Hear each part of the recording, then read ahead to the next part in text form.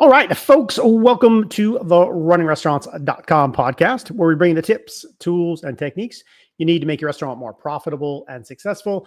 I'm your host, Jaime Oikle. Got a great host for you, Simon Zatyrka, founder of Culinary Mechanic. Simon, you've been in the restaurant business for 30 plus years. You'll correct me eventually on that. So you've seen a lot. Now you do some coaching and advising to other restaurants on leadership and a bunch of other stuff. So how'd you get started, man? I think like a lot of teenage kids, I looked at my mom and I said, "Mom, I want." And she said, "No, boy, you want a job." And so I've been, I come from Mexican and Ukrainian roots. So there's big families and big family gatherings. And so I start to become a cliche here. But, I was in the kitchen and there was always food to be made. And so Mom said, "There's a restaurant down the road. Go, get on your bike and scurry." And so I went and I talked to him, and my first, funnily enough, my first experience with jobs was, no, you don't have any experience, go away, and so 3 months passes, and the guy calls me back, and he goes, "Okay, I really can't find anybody. I called all your references, which happened to be teachers, because you seem to be a good student." And I was like, "Okay, yeah, that's the truth." And he goes, "So I'm going to give you a shot. Normally I bring people in that have no experience with dishwashers, but I'm going to put you in the kitchen." Okay. And, I learned just how little common sense and street sense I had. Because there I was doing New Mexican food, and my first job was lettuce, tomato, cheese, olive on everything, because it was New Mexican food. It's enchiladas, burritos, everything. So garnish guy. And then just really dug it so much that I as I got out of high school, I took another job as bar and grill guy, just learning to do salads and sandwiches, and then learned to do the grill and saute, and loved it all so much that I quit school. And just cooked. And I don't know, fast forward to the new millennia here, and I've been cooking now since George Bush, the first one, was in office. Since the first one? Oh boy. Yeah, man. Okay. 1989 is when I first started cooking. So, how old were you when at that first job? If you're taking your bike down to some place, you were 13, 12, 13? Nah, 16. 16? I didn't actually, yeah. I was a little bit of a rebel, not much, but a little bit of a rebel in life, in that I didn't want to drive a car. Yeah. I didn't want to deal. So I rode my bike until I was 19. Didn't even get my license until I was 19. So I rode my bike everywhere. Gotcha. Yeah, let me tell you, on the north side of Albuquerque, that is not an easy thing. No, it's only 1,000,000 degrees there most of the year, so or 12 in the winter. Oh, or 12. Yeah. You're gonna deal with that. All right, so let's go to today. I see, we'll talk about your podcast. You got a podcast. You're interviewing guests. You're doing consulting. You're doing leadership stuff. Kitchen. You focus on back end stuff, front end stuff, everything. Where are the pain points? I really focus on back of house. Yep. As I quit operations in 2022, I started to look around and really kind of take a feel of things. Everybody says, well, find a problem and solve it. And I started looking around and thinking back to my career and realizing that every time I saw something around a management meeting, or sometimes they brought a consultant into a hotel that I was at, it was always a real slick guy or gal in a suit, and they were talking directly to the folks sitting in the front. They were not talking to the animals in the funny pants in the back. Yeah. They spoke a different language that wasn't really us, and we all just kind of were like, "Oh, we got to get through it, right?" So I decided that I wanted to be talking as much as possible to those people, to my people. I thought I still believe that's a great way for me to start in a different mode of business. So I focus on helping chefs really nail a lot of soft skills that we're not accustomed to even knowing about sometimes. I focus on leadership, and really giving it from a chef's perspective, right? So if somebody's been in the kitchen for 5, 10, 15 years, they likely aren't as adept at some of the things that are out there for leadership and even time management and all that stuff. So I try to break it down in the way I would a simple sauce or a plate of food. Just the get down to the nitty gritty and just give it to them from somebody who's been there. And so far so good, Yeah. Well, let me go right back to the name Culinary Mechanic, because that itself sounds, this guy knows what we're talking about. Is that kind of the branding? Does that fit right in with that mentality? Yeah, I mean, I think for me, a lot of it, what it really comes down to is everybody's so focused nowadays on chef, chef, chef, chef, chef, chef, chef. I want to be a Mm. chef. Well, personally, I want to be a cook, right? Mm. Like cooking is the thing that is the most exciting to me, has always been the most exciting to me. The people stuff came along afterwards. And Yeah. so for me, a lot of it is really understanding that there's so much more that goes into even the cooking is, even though it is cooking is life, it says so on my hat. Yeah. There's so many more things that really like go into running a restaurant, running a kitchen, and they aren't sexy. And so it's kind of the nut. I think of it as the nuts and bolts. And so I decided that I was going to help chefs get that part down, Yeah. right? And so Yeah. culinary mechanic is really the idea that you got to be able to look at an operation. You got to be able to look at your people and understand how things are working, why things are working. Just like the greasy guy at the mechanic shop. He's lifting your lid and he's going, okay, this system is not working. Let's fix it. This little thing over here is not working. Let's replace it. And that's a lot of what it is. I try to think of it as a very pragmatic approach to running businesses. I'm also the guy who says I'm tired of seeing Michelin star restaurants and James Beard Award winners or Hmm. James Beard semifinalists open up, have great reviews, and shut down 18 months later. That just Right. pisses me off. I can't handle it anymore. So I aim to help those people they got some great ideas, they got some great food, great service, but I want to help people run their restaurant like a business so that they can stick around and get to play with the food. Yeah. Too many folks are open to for too short of a window there. I want to go back to that word you use, soft skills, and I'm sure in your teaching you have a list of them or a checklist of things. But if I were to say, hey, what are a few of those sort of skills that you want people to improve? What comes to mind? Right off the top, time management. Hmm. Every time I look at a chef or even a restaurant owner who is, they're stressed, they're freaking out, like, oh, my favorite is the owner who's got the restaurant. Maybe they're a chef owner and they're like, things are going great. People love my food, but I can't see my family. I can't get Yeah. away. Hmm. Um, and it all comes back to time management. So I got a 4-step framework for just kind of figuring out how to help them prioritize, help them figure out where they want to be spending their time, and then what needs to be taken off their plate. And so delegation is by some lists it's a soft skills, by some Hmm. it isn't. For me, it's not a soft skill, it's a hard skill. If you aren't good at delegating, at the of figuring out where things need to go, you're gonna struggle and you're gonna fail at some point. So time management, delegation, um, really big on communication. Sure. Not only written communication and verbal communication, but like just remembering that not everybody's in your head. Even though like you may tell people what's happening once in a while, they don't know what's going on in your world, in your team. And so I'm a huge fan of just over communication. I think those three things, that's where I start, Yeah. and you can go down a list forever, right? Yeah. Yeah. The the EQ stuff is real big nowadays. And I tend to just say, hey, pay attention, right? If somebody's snapping at you that doesn't normally snap at you, there's a reason, right? So pay attention and be aware. When you tell folks to take stuff off their plate, do you get sometimes that resistance? I can't possibly. No one else could do it like me. And how do you break through some of that thinking? You know, it's funny. This is one of those things that doesn't stop, like generationally, Hmm. right? Like I worked for chefs who couldn't take stuff off their plate.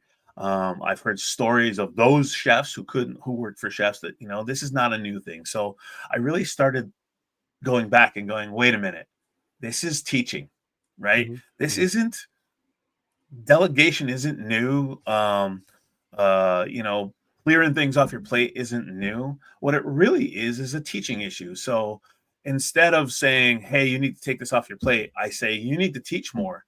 And if there's a problem with something, you need to teach it. And if something's not getting done, you need to explain why. You need to set that expectation. You need to follow up. And so, yeah, I get that. I get that pushback, but I ask them what's more important. Like, is it more important that you are butchering that New York before you go home?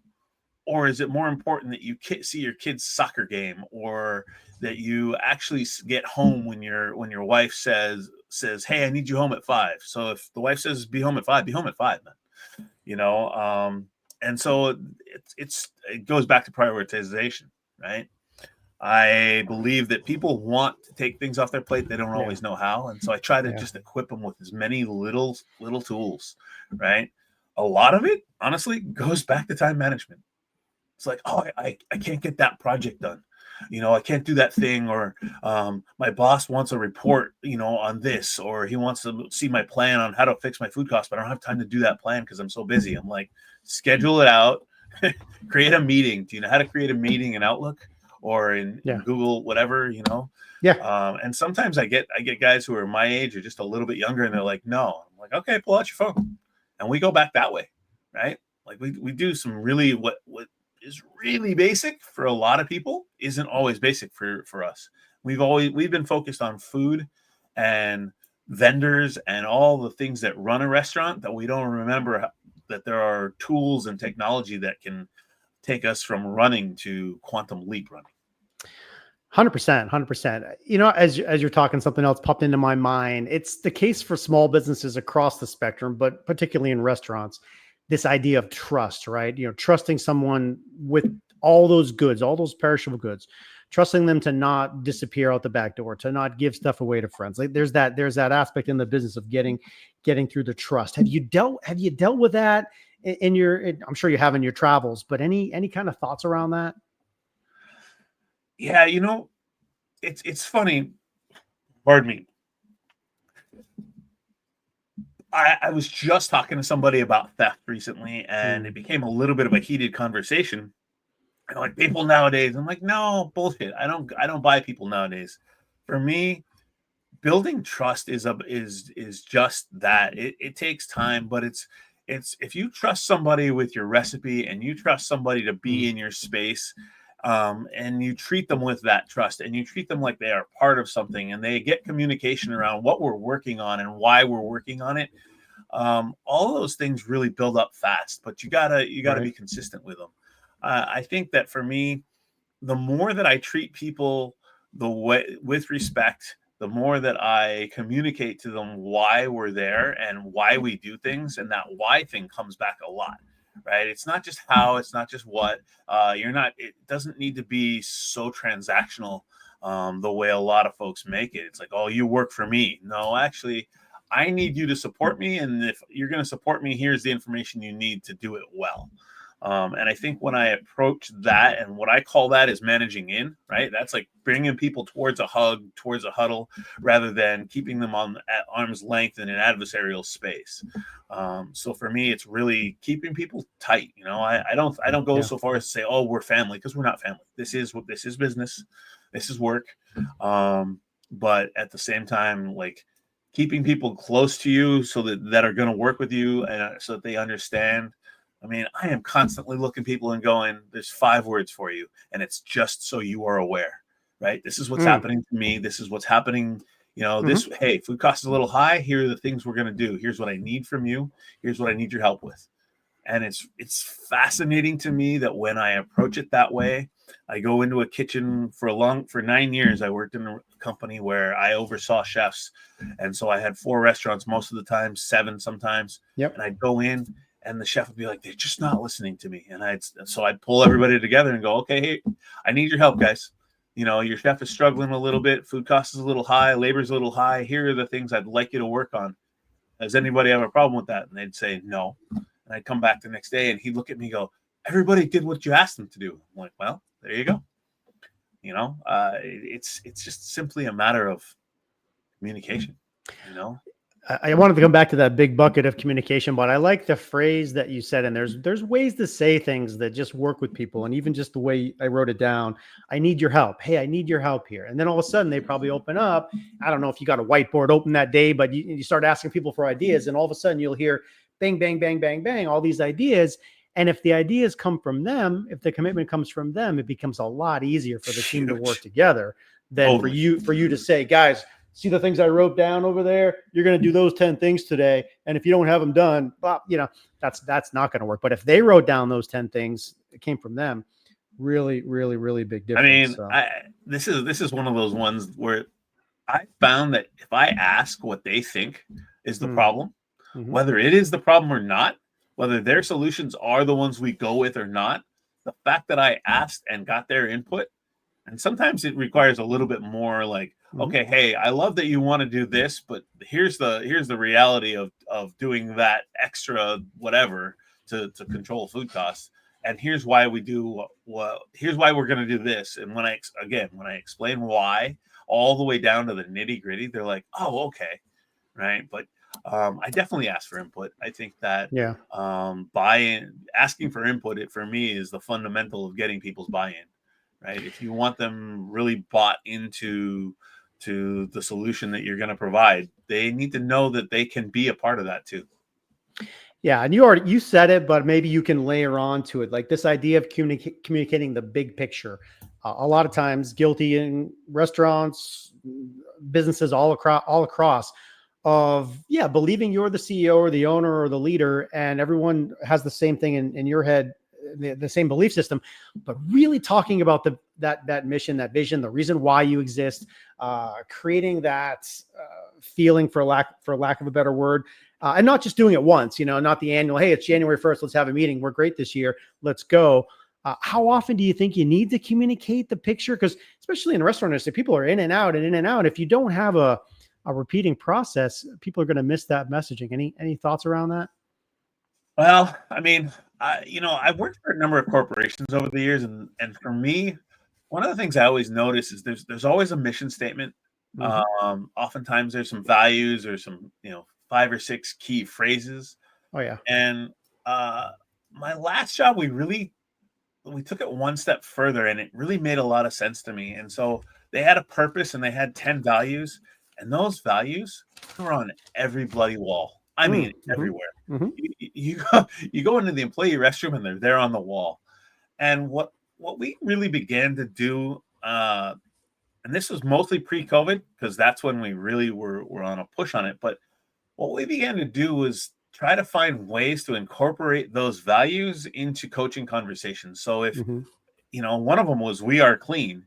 And so if you're looking at a floor in the morning or in the afternoon going, hey guys, it's kind of like, it's nasty in here. Is this clean? And you kind of point over your shoulder at the poster that says we are clean. And they go, no.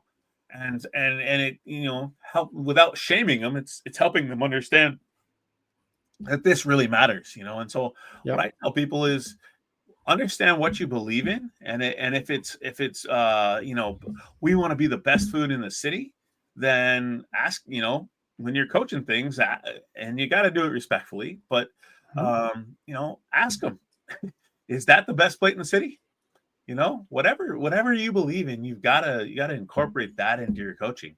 If hot plates hot is the fundamental on the top, because I worked for one company, and then that was like the first thing they would talk about is hot plates hot, cold plates cold. Like, is that the standard? And really, I think what we're talking about here is managing to standards, right? And so that's a lot of what we did, and that's a lot of what I've done, is just understanding what's important, and understanding if it's important, then you got to be talking about it every day. Right. I've been a part of those meetings that you described, right? Like, oh, it's this is our annual meeting, and we're going to blah, blah, blah. And after that, you don't hear anything about what we're talking about.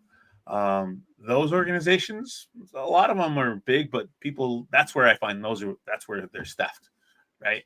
Because there's some talking head at the top, and something's going on, and nobody's really talking to the people down below.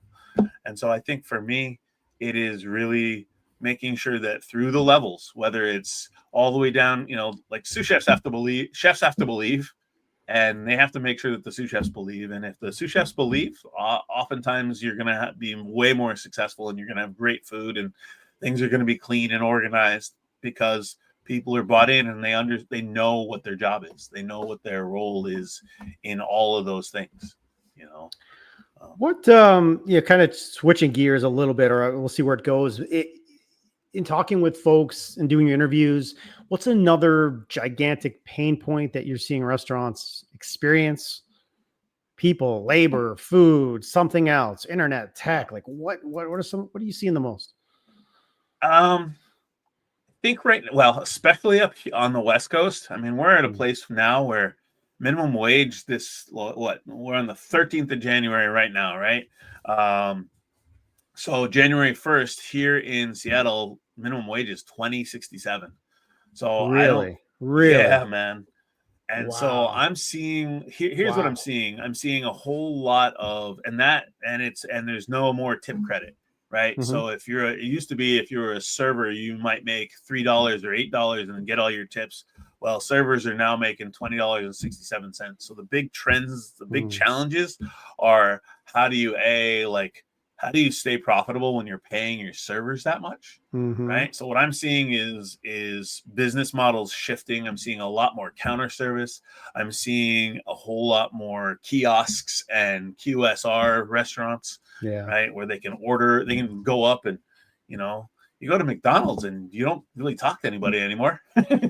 Yeah. Right. On the very far end, you got all these kiosks. You got maybe during peak hours, you have somebody out there telling them how to do it. I'm working with a Chinese bistro place, and they've done the same thing. They're QSR, and they serve amazing Chinese food, and it's very regional to their hometown. But you go up and it's kiosks, right? You get 3 different ones, and you boom, boom, boom. And the menus are all live screens above. And so I'm seeing technology overtake a little bit. Labor is a big challenge. I think that, but the big overriding theme for me is whatever got you here isn't going to keep you going. Right. And so I think that restaurants, the businesses that are thriving, especially in the restaurant space, are the ones that are trying to think differently. I think that, the attitude that years ago, the attitude was, man, if I don't like that cook, I get rid of them and I go find a new one. And nowadays, I don't think you can do that as easily. I think that understanding that replacing an employee can be as much as $6,000 to $10,000 for replacement costs when it comes down to training and onboarding and all that stuff. I'd rather save that money and help to make that person more efficient. So I think the big one is retention, right? And that starts to trickle down. Like, how do you retain people? Understanding where workload kicks their ass, right? Understanding that having too much to do is almost as bad as not enough, right, for your business. And so being able to balance that. But the other side is creating that safe environment where people can come and learn and flourish and grow. And be in a culture where the boss or the leader is communicating and teaching, right? All those things that I want to see happen, they're going to create retention. And so that's my biggest message for people. Is it's never been harder to run a restaurant. It's never been harder, man. Never. I'm certainly going to ask you toward the end, but let's do it now because you mentioned the word trends. Any other trends you're seeing coming down? Like if you were to picture the restaurant space in 2 or 3 years, you already hit a few. Anything else? Top. Yeah, I continue to believe that we're going to see labor models shift. I have a couple of friends, colleagues that are about to open up a restaurant, and they said if we can do one thing that would really keep us in line with what you think, what would it be? I said cross train everybody, and I don't mean cross train from salads to pizza. I mean every server should know how to work in the kitchen, and every cook should know how to be. And maybe you create a model that doesn't have lines, that is just fluid. Right. Scratch Bar and Kitchen comes to mind for me. It's a group out of Southern California, and everybody in that place does everything. There's no really? Everybody does everything. And they're small and they're boutique, But I think that with some good planning and organization and some real passion behind it, you can create new models. And so for me, that's the trend right now, is finding ways to think differently about what has gotten us here. Yeah, I love it. I wish I could be more specific, but that's it. That's where you got to be. Is you got to be thinking differently, because I mean, product cost is higher than it's ever been. Who knows what's coming with all the stuff out there in the world, right? Yeah, just to go back to your point, I mean, it's far more engaging for a staff member to have more than one job, to be trained, to keep learning, to learn that there's something else that's coming down the road, 6 months from now, or just part of a ongoing training process. Like, especially, I would argue, and this is just me talking, but younger generation doesn't want to just be pigeonholed into one small corner. And so I think that is a big opportunity that you bring up, to cross train and tell them about the business and show opportunity and growth and so forth. Excellent stuff there. Let's go to some of those other questions I have that are kind of life philosophies and whatnot. Piece of advice. What's a great piece of advice you've had in your past? Yeah, I got this one. So I had the opportunity to sit with a CEO and have a beer a number of years ago, and he was the CEO of the company I was working for, so I didn't really see him much. But it just so happens that we were sitting at the same bar, and it was my little kind of corner of the world dive bar. And he sat down, and I was like, "Oh boy, this will be interesting." But we got talking, and at some point I said, "Okay, let me have your best piece of advice." And he said, "My best piece of advice for you is work with vigor, work with speed, work with accuracy, so that when things fuck up, you have the time to stop and turn around 180 and deal with whatever is going on. Fix it, turn around, and you're still half a step ahead of everybody." And that has served me real well. I've really learned over the last 15, 20 years to be as accurate and focused as possible, and really nail what I'm doing, so that I can help those around me, and as well as be aware of what's happening around me. So that's it. Because if you take the corollary to that, if you're just on time, or if you're a little behind, or you're a little late, and then crisis strikes and you try to react to that, you feel overwhelmed, behind, stressed, exactly. So, man, get ahead of it. Yep. Love it. Love it. All right. What is a favorite quote or a saying or that you love? What do you think? I don't know if I'm going to nail this quote, but I heard it recently. The magic you seek is in the work that you're avoiding. Okay. It's that like that thing that you don't want to be doing, or whatever, but like nail the thing that's hard. Maybe that's eat the frog, right? But nail the thing that's hard, and watch what happens. Well, I'll tell you what. I mean, I'm just thinking about what you said, and I know I do this, right? There's a to-do list, right? And I'm guilty of putting too many things on my to-do list. But what do? I do the easy one. I just do the easy ones. It's so I can get that check. I can get that scratch off. And what you're getting at is those most important things are different. Like, that's where stuff's really going to move. Like, do that one that's hard. Do that. Maybe do that. Obviously, I know the advice is to do that one first, but it's hard for all of us. Do that hard thing first while you have the energy, while you have the mental capacity. You wait and you think you're going to do it at 7 p.m. You're not. It's not going to happen. No. I also personally find that, like, people talk about dopamine hits, right? Like the little hit of, like, that happens when you're on your phone. I find that when I crush something, like the first project of the day, and I get something that is kicking my ass, it's been kicking my ass for a week, and now I'm going to nail it, and I get it done. I'm just like, oh, there's such a relief. And all of a sudden something loosens up in my brain, and I'm like, well, I can tackle a couple more things. Yeah. And it's like boom, boom, boom, boom, boom. And I get momentum out of that. Yeah. So good. That for me is really like, I tell people all the time, prioritize, right? Like, you can have a long list, but maybe it's worth taking that list and going back and saying, what's a 1 or what's an A, and hitting the top 3 ones, hit those, right? But the more that I have learned to triage things out to like that is urgent and important. That saves a bunch of time for me. 100%, 100%. What is a book you recommend? A book you're reading now? Anything popped to mind? Ooh, what am I reading right now? I'm reading Clear Habits right now by James Clear. I'm sorry, Atomic Habits. Atomic Habits. Atomic Habits. Yep. I'm sure it's on the wall there. Awesome. So good. But book I've read in the last year that like has just got my attention is Unreasonable Hospitality. I can't listen. I can't listen or read that one enough. Yeah. I'm now on twice. Okay. Yeah, that's been mentioned several times, and I'm guilty of not having it yet. But if folks haven't picked up Atomic Habits, James Cleary, it's awesome. I mean, it's terrific. I in addition to the book, I get his newsletter, comes out every Thursday. If you don't get that, subscribe to it. Do you get it? Yeah, I do. Yeah, it's awesome. 3, 2, 1 Thursday. 3, 2, 1, 3 quotes or 3 sayings, 2 pieces of advice, and something like that, or something else you should do. Yep. It's like super fast. Always makes me think, always realigns, and it's every Thursday, and that's terrific. But the book itself, terrific, excellent recommendation. Atomic Habits and Unreasonable Hospitality, excellent. What about a mistake you made, or a mistake in life lesson, spinning around to the positive? Anything pop?